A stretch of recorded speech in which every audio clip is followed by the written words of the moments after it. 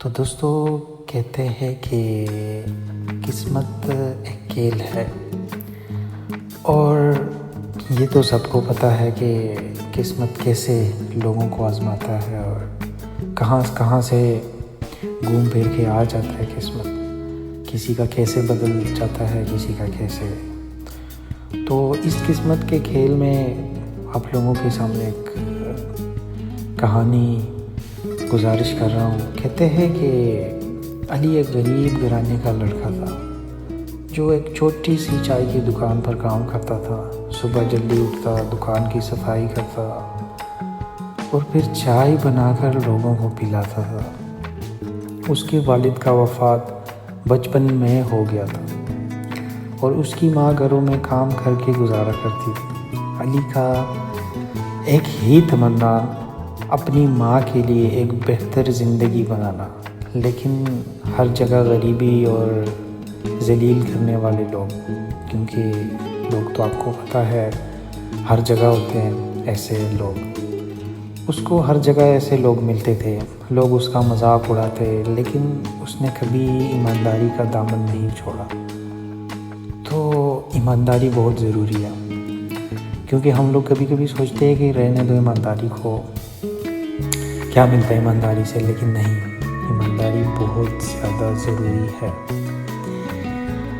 ایک دن بارش ہو رہی تھی، علی دکان پر اکیلا تھا جب ایک بوڑھا حال آدمی اندر آیا، کپڑے گیلے، چہرہ اداس اور جسم تھکان سے چور۔ علی نے اسے دیکھا اور بنا کچھ پوچھے اسے ایک گرم چائے کا کپ دیا۔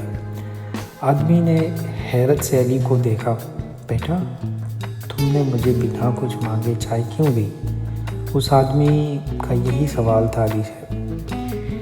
تو وہ علی مسکرایا اور کہنے لگا، جناب، بھوک اور ٹھنڈ کسی کا مذہب نہیں دیکھتی، جیسے ہم لوگ آج کل مذہب دیکھتے ہیں، انسانیت نہیں دیکھتے، اور بنا مطلب بہانے بنانے کے لیے یہ سارے پینترے ہم لوگ آزماتے ہیں۔ انسانیت کا فرض ہے مدد کرنا۔ تو وہ آدمی چپ ہو گیا، اس نے اپنی جیب دیکھی مگر پیسے نہیں تھے۔ مجھے معاف کرنا بیٹا، آدمی نے بڑی اداس نگاہوں سے دیکھ کر علی سے کہہ دیا کہ بیٹا معاف کر دے، میرے پاس پیسے نہیں ہیں۔ علی ہنس کر بولا، کوئی بات نہیں، آج نہیں ہے کل ہوں گے، چائے کا حساب رہنے دیجیے۔ وہ آدمی علی کا شکریہ ادا کر کے چلا گیا۔ علی نے اس بات پر زیادہ غور نہیں کیا، مگر اس آدمی کی آنکھوں میں ایک عجیب سی چمک تھی۔ کچھ دن گزرے اور ایک دن دکان کا مالک اچانک علی سے کہنے لگا، دکان بند ہو رہی ہے، مجھے کام کرنے کے لیے مزدور نہیں چاہیے۔ تو علی کا یہاں سے بھی دھاگا کھٹ گیا، علی کے پیروں سے زمین نکل گئی۔ گھر کا چھوٹا موٹا خرچہ بھی اسی سے چلتا تھا۔ وہ دکھی تھا مگر ماں کو کبھی دکھ نہیں بتایا۔ ایک دن علی بازار میں کام ڈھونڈ رہا تھا جب ایک نوکر اس کے پاس آیا اور پوچھا کہ آپ علی ہے؟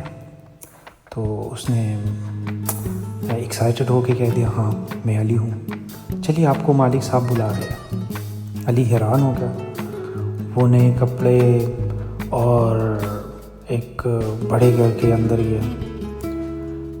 اس کا دل گھبرا رہا تھا۔ اندر ایک بزرگ شخص صوفے پر بیٹھا تھا، وہی آدمی جسے علی نے بارش میں چائے پلائی تھی۔ بیٹا، تم مجھے پہچان گئے؟ علی حیرانی سے دیکھ رہا تھا۔ جی، آپ تو وہ جناب ہے جو بارش کے دن آئے تھے۔ بزرگ مسکرایا، بیٹا اس دن تمہیں مجھے بنا کسی لالچ کی چائے پلائی تھی، تمہیں پتہ بھی نہیں کہ میں کون تھا۔ میں ایک امیر آدمی ہوں، مگر میرے اپنے بیٹے نے مجھے گھر سے نکال دیا تھا۔ تمہاری انسانیت نے مجھے بتا دیا کہ اصلی دولت پیسہ نہیں بلکہ اچائی ہوتی ہے۔ علی چپ تھا۔ بتاؤ تمہاری سب سے بڑی تمنا کیا ہے؟ بزرگ نے علی سے پوچھا۔ علی نے اپنی ماں کا سوچا، مجھے صرف میری ماں کے لیے بہتر زندگی چاہیے۔ بزرگ نے مسکراتے ہوئے ایک لفافہ دیا، یہ تمہاری محنت کا انعام ہے۔ علی نے لفافہ کھولا تو اندر ایک بڑے ریسٹورنٹ کا مالک بننے کا لیٹر تھا۔ علی کی آنکھوں میں آنسو آ گئے۔ اس دن اسے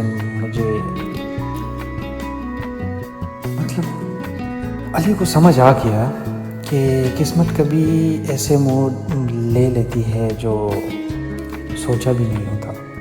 تو دوستو، کہانی سے یہی پتہ چلتا ہے کہ انسانیت ایک چھوٹا سا عمل بھی کبھی نہیں سمجھنا کہ ایک چھوٹا سا عمل ہے، یہ ضرور آپ کو فائدہ پہنچائے گی۔ اور دوسری سب سے بڑی بات، ماں کا سوچنا، کیونکہ ماں اس دنیا میں سب سے بڑی دولت ماں ہے۔ تو امید کرتا ہوں دوستو آپ کو سمجھ آ گیا ہوگا کہ کہانی کا مطلب کیا تھا اور ہم کو کیسے اس دنیا میں لوگوں کے ساتھ رہنا ہے، کیسے لوگوں کو ٹریٹ کرنا ہے، کسی کو کمتر نہیں سمجھنا کبھی بھی۔ تھینک یو سو مچ۔ اللہ حافظ۔